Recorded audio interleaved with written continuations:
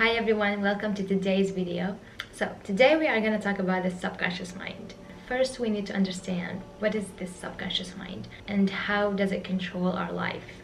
First, we need to know that our brain works consciously and subconsciously at the same time. So our conscious mind and our subconscious mind are basically in the same brain, but they work differently. So what's the difference between the subconscious mind and the conscious mind? Now, the conscious mind is the thinking mind. So the thinking process occurs in the conscious mind. Like when you think about something or when you try to learn something, it all happens in the conscious mind. But on the other hand, the subconscious mind is the memory mind, the habit mind. Like, for example, the work of our organs is stored in our subconscious mind. Like the breathing process, the heartbeat is stored in the subconscious mind. And like another example for the subconscious mind, you learned how to ride a bicycle when you were a kid.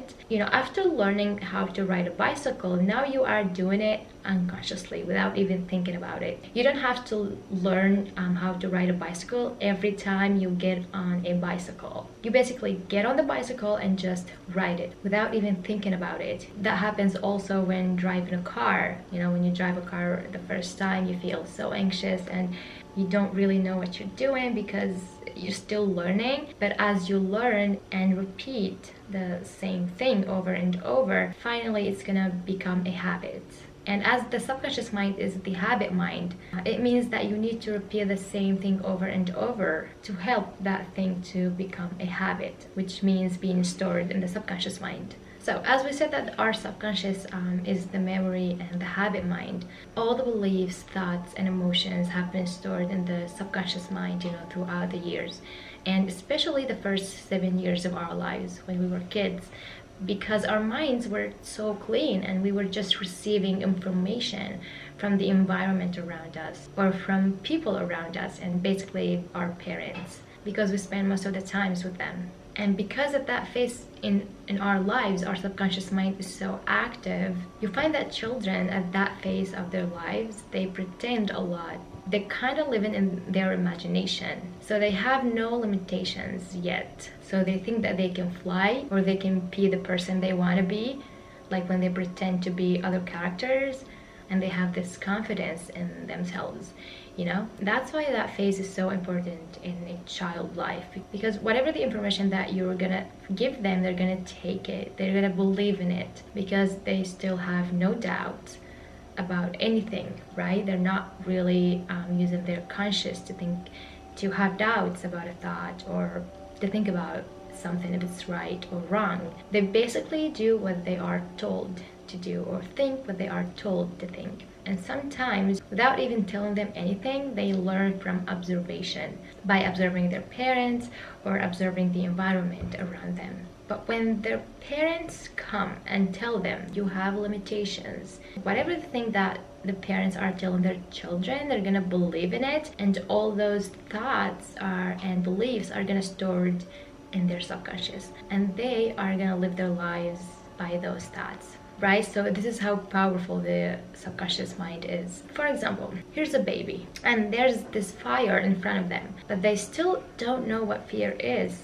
They still don't know what pain is. And so they're gonna come and touch the fire, right? But there come their parents and they try to tell them somehow to not touch the fire. But the child still doesn't understand that because they still have not experienced that before. So if they come and touch the fire, they're gonna feel pain. So they're gonna back off right away. So now this whole experience is stored in the subconscious mind. And by repeating that, it's gonna be there forever, right? And so the next time the child will kind of have this fear because they know that this makes them feel pain and they don't want to feel pain because it's not a good feeling. As they grow up and us as grown-ups, when we see a fire in front of us, we don't have to think about it, consciously. We don't have to say like, oh, do I have to touch it? How am I gonna feel? We just don't touch it because we know that it causes us to feel pain and we don't want to hurt ourselves and we don't want that feeling because it's not a good feeling. And so unconsciously we stay away from fire every time we see it. And there are so many things in our lives that we do unconsciously. But some of the things that we do unconsciously are not really good, and they're putting limitations in our lives that we don't need, because those limitations are preventing us from being who we want to be or achieving what we want to achieve. And so we need to be aware of the thoughts that are stored in the subconscious mind. And because we live 95% of our lives unconsciously and only 5% consciously, that means that the thoughts that we have in our subconscious mind are so important, and we need to take care of them because they're basically controlling our lives. It's 95%, people. It's most of our times, right? And so we need to pay attention to them. So we need to be aware of the thoughts that are coming from outside sources. We don't need to believe in all of them because we don't want them to be stored in our subconscious. For example, like if someone comes to you and tells you that you are a loser. Now, there are two reactions to that thought. Let's talk about the first reaction. You might take that thought, right? You're gonna start believing in it, and you're gonna go through your memories. You're gonna forget about the times that you succeeded, and you're gonna only focus on the times that you failed because you decided to focus on those. And because no one's perfect, you're gonna find either fail or success in your life, right? Because nobody's perfect. You can find all the good stuff in your life, but it's your decision to choose what to focus on. So if you are gonna focus on the times that you failed before, so you're searching for proofs to say to yourself that you are a loser, you know, and you're gonna believe in that thought because you have come up with proofs, you know, to support the thought, and you're gonna believe in it. And then this thought is actually stored in your subconscious mind, and you are gonna live your life as a loser because you have the thought that you believe in your subconscious. Now we're gonna talk about the second reaction. When someone tells you that you are a loser, so you're gonna go through your memories and you're gonna focus on the times that you succeeded. And then the way that you are gonna react to that person is that you're gonna be like, it's your opinion. I think that I'm successful. I've done a lot of good stuff in my life, right? And then that thought is gonna be deleted. It's not gonna even enter your mind because you didn't believe in it, right? So that's why we need to be aware and conscious when dealing with such thoughts, or when dealing with thoughts in general, right? Because every day we receive so many thoughts from outside sources. So we need to be conscious about what we should believe in and what we should not believe in. And we need to know that not every thought that we have in our brain must be true, right? Because once you have doubts about a thought, it's a good sign that you can change that thought. That's why you need to be conscious and aware of your thoughts, because they can be really risky when you believe in them. Because by believing in a thought, the thought is going to be stored in your subconscious.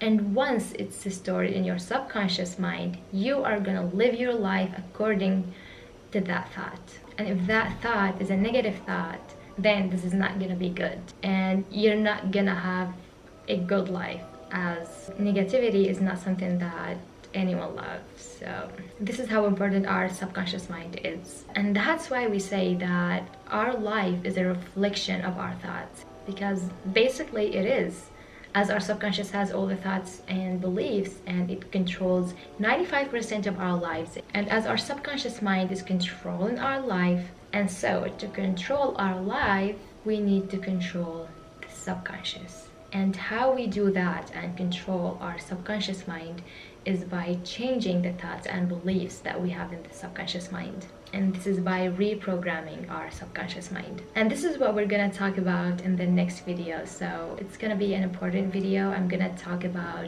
all the steps that you need to do to help a thought to be stored in the subconscious mind. Because you can't really come up with a thought and then immediately it's gonna be stored in your subconscious. It doesn't happen that way. So in order to learn how to do that, you need to watch the next video. And it's how to reprogram your subconscious mind to help you have your dream life. So don't forget to subscribe to the channel to be able to watch the next video and all the coming videos in this channel. Alright, this is it. So if you like this video, don't forget to give it a thumbs up and subscribe to the channel to be able to see other videos.